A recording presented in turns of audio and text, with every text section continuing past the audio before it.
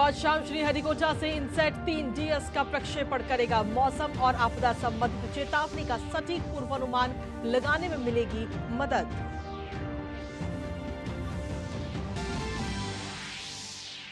नई दिल्ली के भारत मंडपम में आज से शुरू हो रहा है भाजपा का 2 दिवसीय राष्ट्रीय अधिवेशन।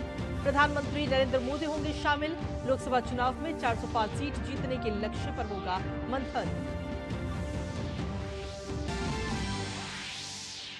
दिल्ली के मुख्यमंत्री अरविंद केजरीवाल की आज दिल्ली की एक अदालत में होनी है पेशी।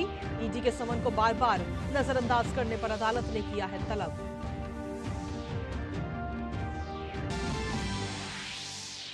संदेश खाली में महिलाओं पर अत्याचार से जुड़े मामले में दाखिल पीआईएल पर सुनवाई के लिए राजी हुआ सुप्रीम कोर्ट। वहीं कलकत्ता हाई कोर्ट मामले में सोमवार को फिर से करेगा सुनवाई।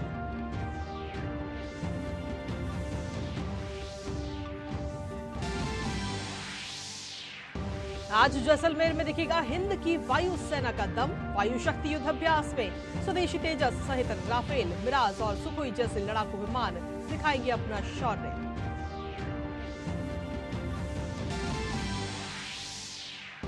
जेल में बंद रूस के विपक्षी नेता अलेक्सी नवलनी की रहस्यमय परिस्थितियों में हुई मौत।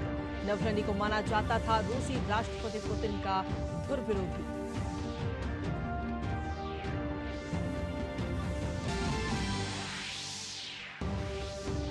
और खेल की खबरों में राजकोट टेस्ट के बीच भारत को लगा झटका। निजी कारणों से बाहर हुए आर अश्विन। आज तीसरे दिन 207 रनों से आगे खेलेगी इंग्लैंड की टीम इंडिया के पास 238 रनों की बढ़त।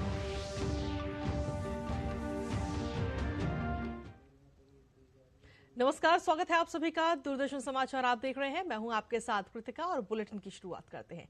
भारतीय अंतरिक्ष अनुसंधान संगठन यानी इसरो आज शाम 5:30 बजे आंध्र प्रदेश में श्रीहरिकोटा के सतीश धवन अंतरिक्ष केंद्र से इनसेट 3DS को प्रक्षेपित करेगा।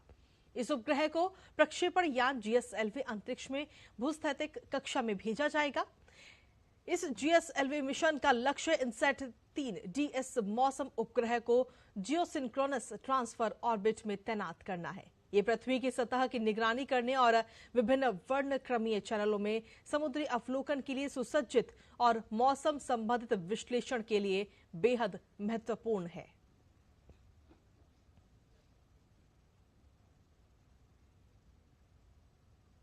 जियोसिंक्रोनस सैटेलाइट लॉन्च व्हीकल एक 3 चरण वाला 51.7 मीटर लंबा व्हीकल है, जिसका लिफ्ट ऑफ द्रव्यमान 420 टन है। पहले चरण में एक ठोस प्रणोदक मोटर शामिल है, जिसमें 139 टन प्रणोदक और 4 पृथ्वी भंडारण योग्य प्रणोदक चरण स्ट्रेप ऑन है, जिनमें से प्रत्येक में 40 टन तरल प्रणोदक होता है। दूसरा चरण भी 40 टन प्रणोदक से भरा हुआ एक पृथ्वी भंडारणीय प्रणोदक चरण है। तीसरा चरण एक क्रायोजेनिक चरण है, जिसमें तरल ऑक्सीजन और तरल हाइड्रोजन की 15 टन प्रणोदक लोडिंग होती है।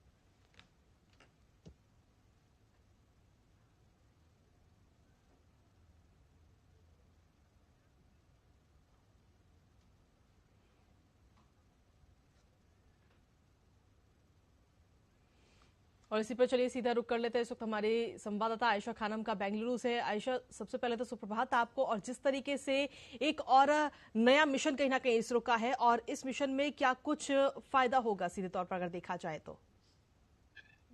जी देखिए, इसरो का एक और मिशन और एक और इतिहास आज इसरो कायम कर देगा अगर ये कामयाब हो जाता है। तो जाहिर सी बात है, GSLV के जरिए जो भी सैटेलाइट उड़ान भरता है उसको लेकर काफी उत्साह होता है, काफी संवेदनशील मोमेंट्स होते हैं इसरो के लिए, क्योंकि GSLV एक ऐसा रॉकेट है जो भारी सैटेलाइट्स को लॉन्च करता है। तो आज GSLV की जो उड़ान है उस पर सबकी नजर रहेगी।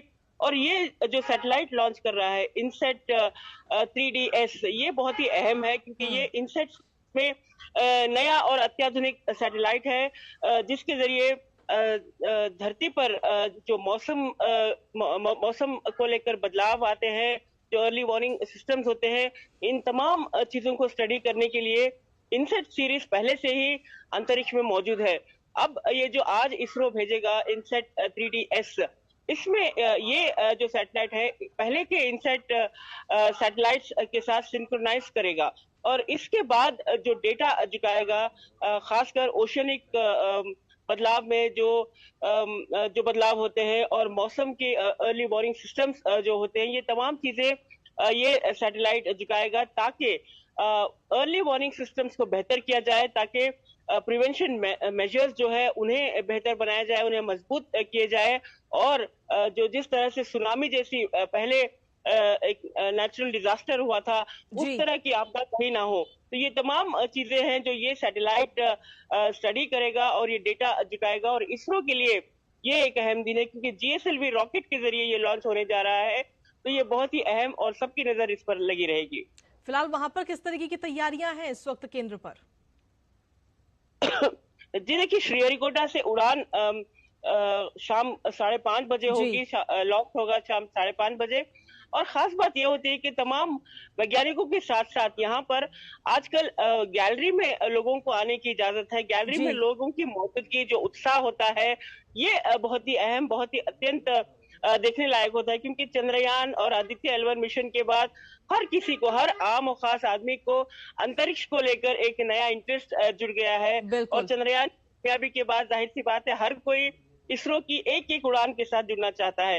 तो आज श्रीहरिकोटा में गैलरी में लोग जमा होंगे और वही उत्साह देखने को मिलेगा जो वैज्ञानिक, जो इसरो के वैज्ञानिकों का कंट्रोल रूम में इस सैटेलाइट को लॉन्च करने के बाद देखा जा सकता है। जी आयशा, अगर देखा जाए तो भारत जो है वो लगातार एक एक करके जितने मिशन लॉन्च किए जा रहे हैं उसमें एक एक करके सफलता मिल रही है।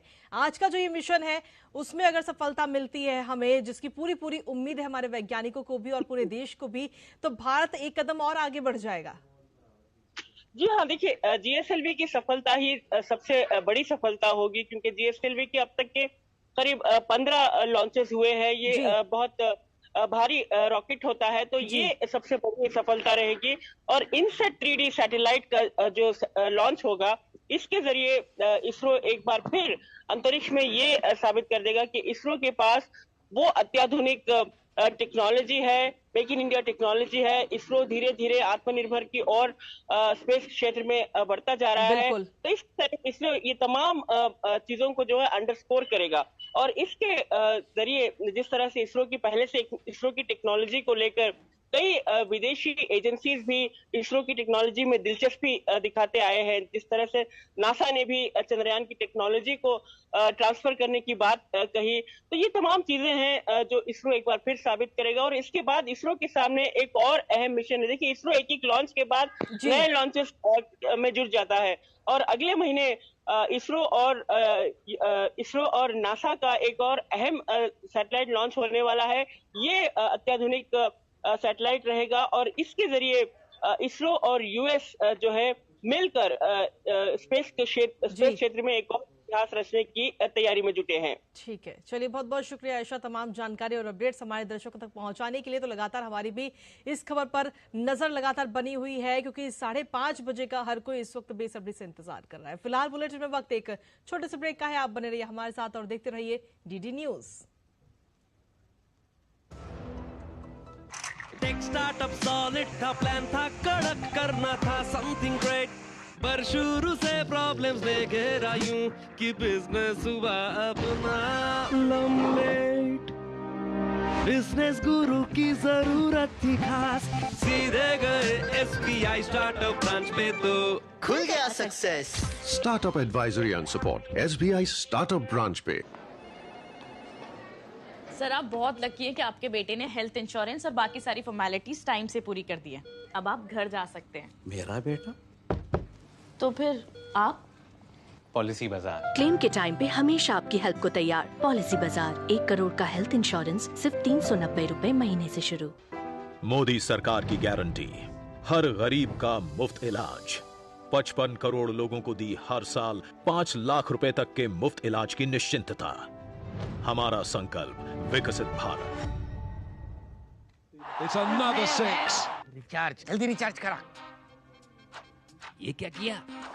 मैच तो गया। पेमेंट कैसे करेंगे? टोकनाइज कार्ड से। टोकन? हाँ, ऑनलाइन पेमेंट के लिए आरबीआई लाए हैं टोकनाइजेशन। एक बार कार्ड डिटेल्स, ओटीपी, सीवीवी डालकर टोकन जनरेट कीजिए। कार्ड भी सुरक्षित और बार बार डिटेल्स भरने की नो झंझट। वही सुविधा अधिक सुरक्षा। ऑलराउंडर हो कि मैं आरबीआई कहता है कि जानकार बनिए, सतर्क रहिए।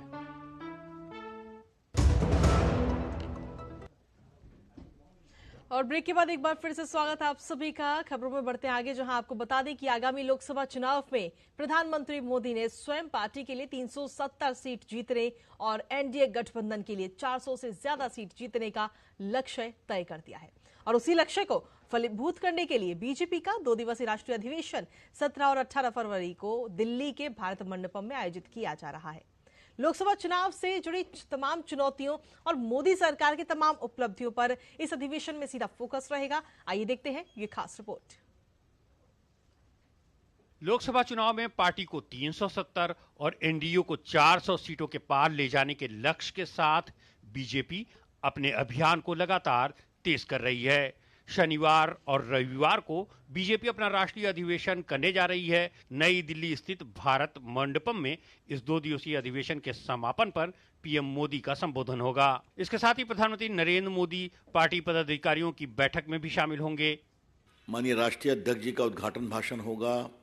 माननीय प्रधानमंत्री जी पदाधिकारियों की बैठक में भी रहेंगे और वो समापन करेंगे। ये राष्ट्रीय अधिवेशन में प्रधानमंत्री जी का जो कंक्लूडिंग आह्वान होता है वो बहुत प्रेरणादायी होता है और पूरा देश भर के कार्यकर्ताओं के लिए एक नजीर बनती है उनकी टिप्पणी, उनका भाषण। तो हम सभी बहुत उत्साह के साथ उनके उस भाषण की प्रतीक्षा करेंगे।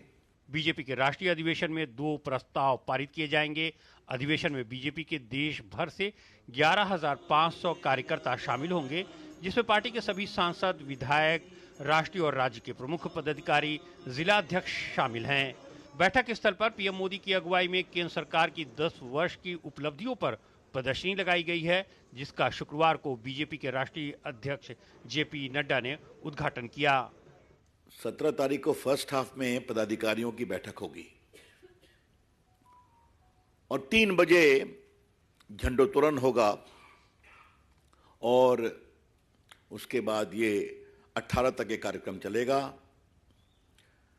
इसमें 2 प्रस्ताव पारित किए जाएंगे। आगामी चुनाव पर विस्तार से चर्चा होगी। विस्तारकों की बैठक होगी अलग से और विकसित भारत का जो पूरा कॉन्सेप्ट है उसका एक उसमें प्रदर्शनी भी लगेगी कि देश भर से लोग आएंगे। बीजेपी का राष्ट्रीय अधिवेशन ऐसे समय में हो रहा है जब पार्टी आत्मविश्वास से भरपूर नजर आ रही है। लोकसभा चुनाव के ऐलान में अब ज्यादा समय नहीं बचा है। ऐसे में बीजेपी की रणनीति के लिहाज से यह अधिवेशन बेहद अहम है। विक्रमजीत सिंह के साथ शैलेंद्र मिश्र, डीडी न्यूज। तो जिस तरीके से देखा जाए लोकसभा चुनावों में अब ज्यादा वक्त नहीं रह गया और उसके लिए भारतीय जनता पार्टी की तरफ से सीधे तौर पर देखा जाए तो लक्ष्य तय कर दिया गया है 370 सीटें और वहीं एनडीए 400 पार की कोशिश, ये लक्ष्य रखा गया है और इसी को लेकर यह अधिवेशन भी 2 दिनों का आज से शुरू हो रहा है भारत मंडपम में। इसी पर ताजा अपडेट ले लेते हैं। हमारे साथ में हमारे संवाददाता शैलेंद्र मिश्रा इस वक्त हमारे साथ जुड़ रहे हैं नई दिल्ली के भारत मंडपम से। शैलेंद्र, सबसे पहले तो सुप्रभात आपको। और जिस तरीके से 2 दिनों का ये अधिवेशन है जिसमें सीधे तौर पर अगर देखा जाए तो 2024 के लोकसभा चुनावों में जो चुनौतियां भारतीय जनता पार्टी के सामने होंगी उन पर चर्चा होगी, उन पर मंथन होगा, साथ ही अभी तक के बीते 10 सालों में जो उपलब्धियां रही उन पर मंथन होगा। कृतिका, राष्ट्रीय अधिवेशन में पार्टी के जिले स्तर के कार्यकर्ता यानी जिला अध्यक्ष तक बुलाए जाते हैं। 11,500 से ज्यादा नेता, कार्यकर्ता, सांसद, विधायक, पूर्व सांसद, प्रदेश अध्यक्ष, प्रदेश के पदाधिकारी, राष्ट्रीय पदाधिकारी इस बैठक में हिस्सा लेंगे और प्रधानमंत्री नरेंद्र मोदी से एक तरह से सीधा उनका जो संबोधन है उसे सुनेंगे। तो निश्चित तौर पर आप जानेंगे कि जो बीजेपी की रणनीति है वो कैसे जनता तक पहुंचानी है, उसका सीधा मार्गदर्शन इन सभी कार्यकर्ताओं को प्रधानमंत्री नरेंद्र मोदी से प्राप्त होगा और इसका उद्घाटन भाषण बीजेपी के राष्ट्रीय अध्यक्ष जेपी नड्डा करेंगे। आज दोपहर 3 बजे से ये बैठक शुरू हो रही है, लेकिन उससे पहले राष्ट्रीय पदाधिकारियों की बैठक है, जिसमें जो राष्ट्रीय पदाधिकारी है वो मौजूद रहेंगे। प्रधानमंत्री नरेंद्र मोदी, बीजेपी के राष्ट्रीय अध्यक्ष जेपी नड्डा, गृह मंत्री अमित शाह और तमाम जो बीजेपी के वरिष्ठ नेता हैं वो मौजूद रहेंगे। इस वक्त मैं भारत मंडपम में खड़ा हूं और एक प्रदर्शनी लगाई गई है जहां पर जो 10 साल की उपलब्धियां हैं उसे दर्शाया गया है। मैं एक गेट पर खड़ा हूं, वहां अपने कैमरामैन योगेश से कहूंगा दिखाएं कि किस तरह से मोदी सरकार की जो उपलब्धियां हैं उनका इस तरह से जिक्र किया गया है। आप देख रहे हैं अंतरिक्ष की उपलब्धियां या फिर उड्डयन क्षेत्र में जो विकास हुआ है, स्टेच्यू ऑफ यूनिटी आप देख रहे हैं, यहाँ पर सरदार वल्लभ भाई पटेल की जो सबसे बड़ी प्रतिमा है गुजरात में, वो इस तरह से सांस्कृतिक जो विकास हो रहा है भारत का, वो सब कुछ विस्तार से अलग अलग जो हॉल बनाए गए हैं वहां पर दर्शाया गया है। इस वक्त इस तरह से एक देखे तो पूरा भारत मंडपम जहां पर ये कार्यक्रम हो रहा है, मोदी सरकार की जो उपलब्धियां हैं उनको उन पोस्टरों में दर्शाया गया। तो ये संदेश है कि किस तरह से देश बदल रहा है, उसको उस कार्यकर्ता उस संदेश को लेकर जमीनी स्तर पर जाएं, बूथ स्तर पर जाएं, वो संदेश यहाँ से मिलने वाला है। और कार्यकर्ताओं के लिए बहुत बड़ा मौका होता है जब सीधे राष्ट्रीय नेतृत्व से मुखातिब होने का, मिलने का मौका मिलता है। चलिए, बहुत बहुत शुक्रिया शैलेंद्र, तमाम जानकारी और अपडेट्स देने के लिए। आप लगातार वहां पर बने रहिए और जो भी अपडेट्स हो हमारे दर्शकों तक पहुंचाते रहिएगा। और इसी के साथ चलिए अब अगली खबर का भी रुख कर लेते हैं, जहां किसान संगठनों के आंदोलन का आज 5वां दिन है। प्रदर्शनकारी किसान अभी भी शंभू बॉर्डर पर डटे हुए हैं। बीते कल किसान संगठनों ने भारत बंद का भी आह्वान किया था, जिसका कोई असर हालांकि देखने को नहीं मिला।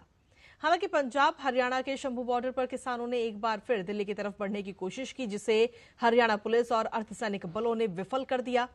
इसी बीच अंबाला में सुरक्षा में लगे रेलवे पुलिस के एक सब इंस्पेक्टर की तबीयत भी खराब होने से मौत हो गई। वहीं दूसरी ओर दिल्ली की सभी सीमाओं पर राज्य पुलिस के साथ अर्धसैनिक बलों की कड़ी सुरक्षा है। सरकार और किसान प्रतिनिधियों के बीच चौथे दौर की वार्ता अब रविवार शाम को होनी है। और इसी पर ताजा अपडेट ले लेते हैं। हमारे साथ में हमारे संवाददाता चंडीगढ़ से अनुज यादव इस वक्त जुड़ रहे हैं। अनुज, सबसे पहले सुप्रभात आपको। और जिस तरीके से अगर देखा जाए तो किसानों की तरफ से लगातार बॉर्डर पर किसान डटे हुए हैं और कोशिश कर रहे हैं दिल्ली में किसी भी तरीके से एंट्री हो जाए। हालांकि सरकार के साथ समन्वय बनाने की भी कोशिश सरकार जो है वो लगातार कर रही है कि किसानों के साथ समन्वय बन जाए। और चौथे दौर की जो बैठक है, जो मीटिंग है, वो अभी रविवार को होनी है। बिल्कुल कृतिका, आज 5वां दिन है। किसान अभी भी जो पंजाब हरियाणा बॉर्डर है, शंभू बॉर्डर, वहां पर अभी भी डटे हुए हैं और वो रास्ता एक तरीके से बंद किया हुआ है। दूसरी तरफ दिल्ली एनसीआर की जो सीमाएं हैं वहां भी कड़ी सुरक्षा व्यवस्था की गई है। राज्य पुलिस के साथ साथ अर्धसैनिक बल वहां मौजूद हैं। लेकिन सबसे बड़ी बात और सबसे बड़ा सवाल यही है कि सरकार ने इस बात को कृतिका बार बार कहा है कि आप सड़कों पर आंदोलन करने की बजाय आप बातचीत का रास्ता अपनाएं। बातचीत के माध्यम से किसानों की समस्याओं का पहले भी समाधान निकला है और सरकार एक बार फिर उसके लिए तैयार है।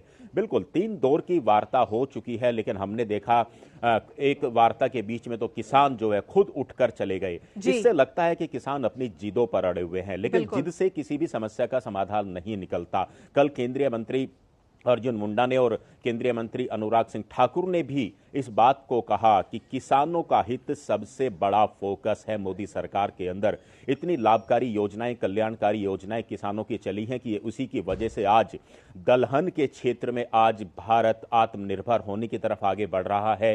कितने ही ऐसे कृषि उत्पाद हैं जिनको पहले आयात करना पड़ता था, लेकिन आज ये मोदी सरकार की योजनाओं का ही सबसे बड़ा कारण है कि आज 50 अरब डॉलर का निर्यात भारत कर रहा है कृषि उत्पादों का।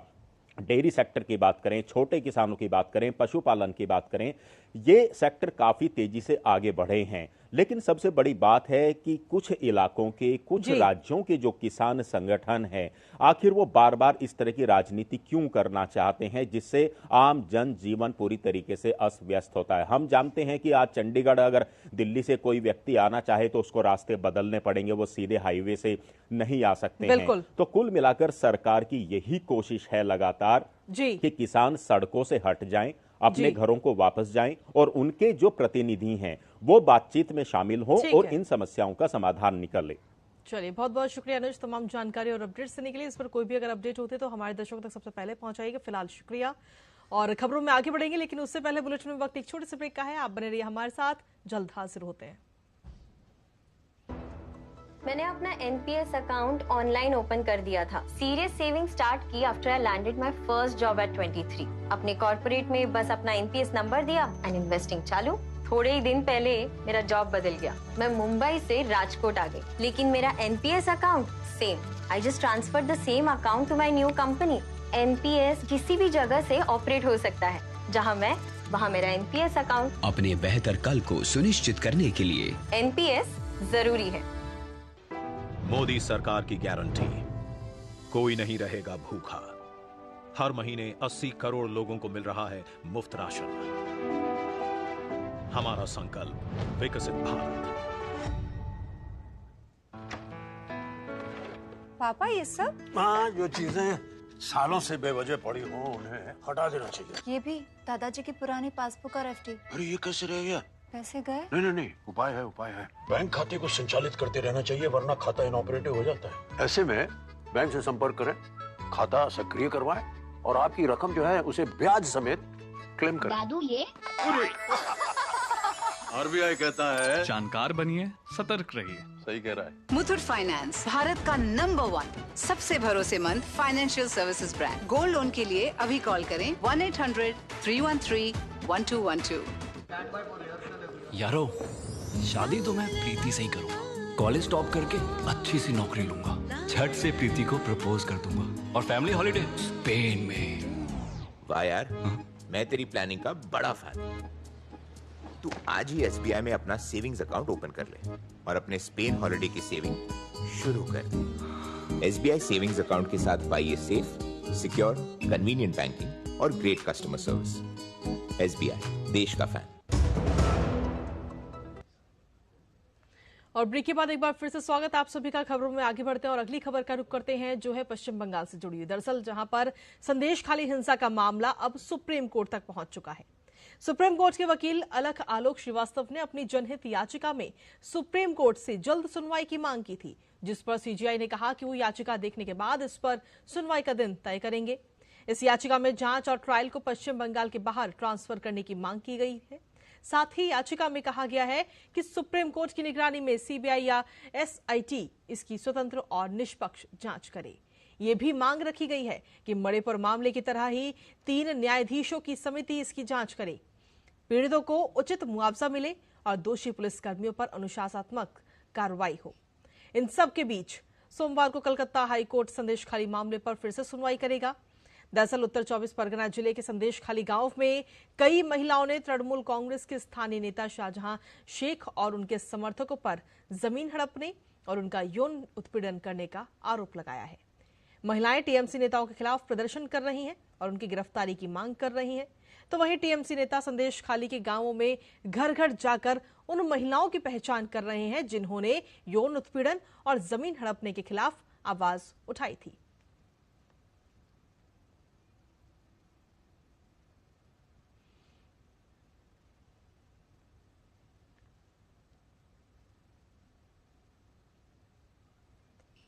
और इसी पर ताजा अपडेट लेने के लिए सीधा रुक करते इस वक्त कोलकाता का, जहां पर हमारे संवाददाता प्रसन्नजीत इस वक्त हमारे साथ जुड़ रहे हैं सीधा।